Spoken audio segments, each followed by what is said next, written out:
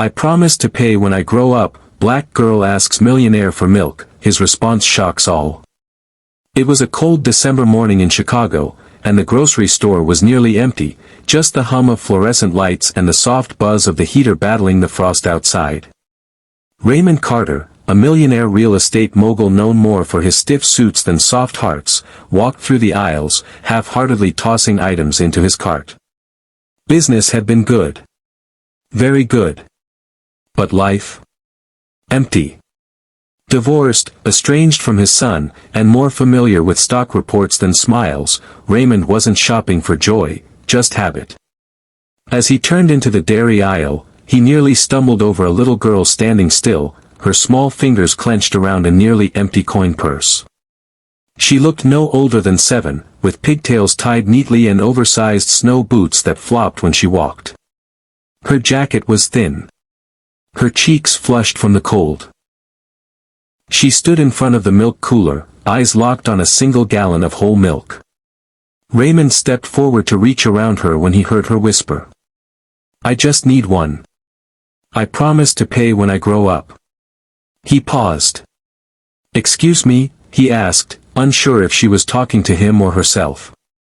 The girl turned slowly, startled but not afraid. Her eyes were clear, big, and full of something he hadn't seen in a long time, hope, but also hunger. "My baby brother needs milk," she said, her voice steady. "Mama's sick.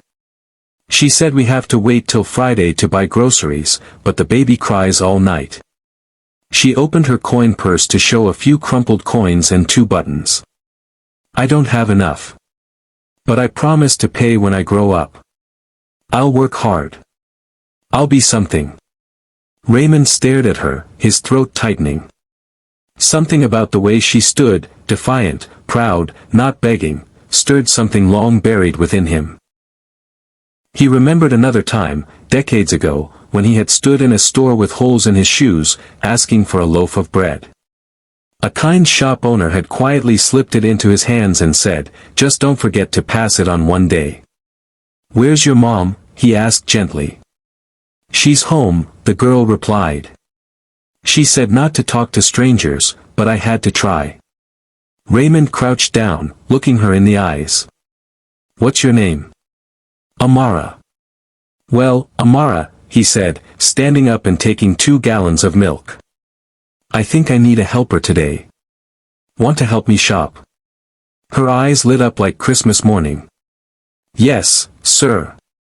They moved through the store together, Raymond adding bread, eggs, fruit, soup, and baby formula into the cart. Amara kept asking, "Is this too much?" "I just needed milk." But he smiled each time and said, "It's okay. I've got it."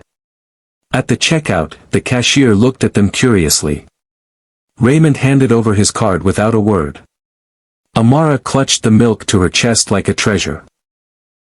"I'll pay you back," she whispered again. "Someday." "I know you will," he said softly. Raymond insisted on driving her home, and though cautious, Amara finally agreed. She guided him through worn-out streets to a small apartment building with chipped paint and creaky stairs.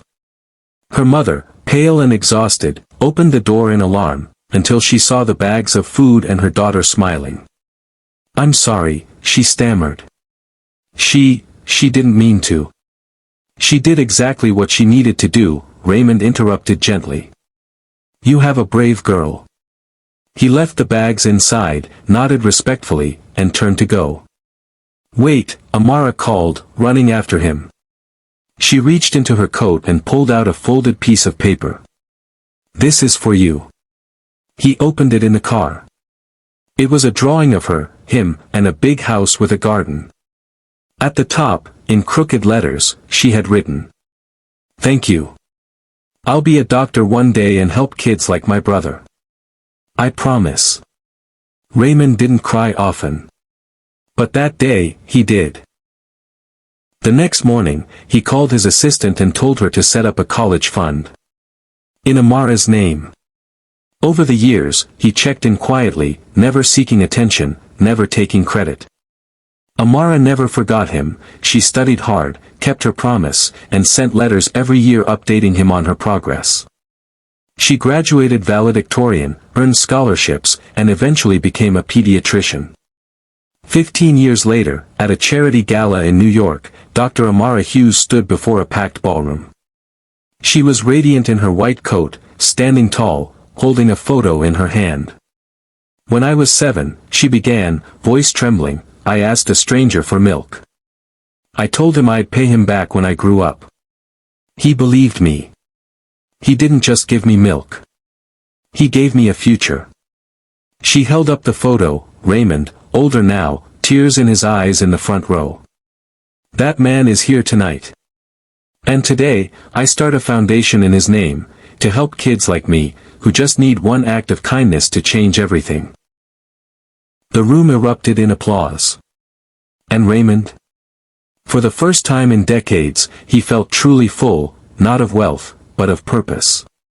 Sometimes, the smallest voices carry the greatest promises. And sometimes, the simple offer of milk can nourish an entire future.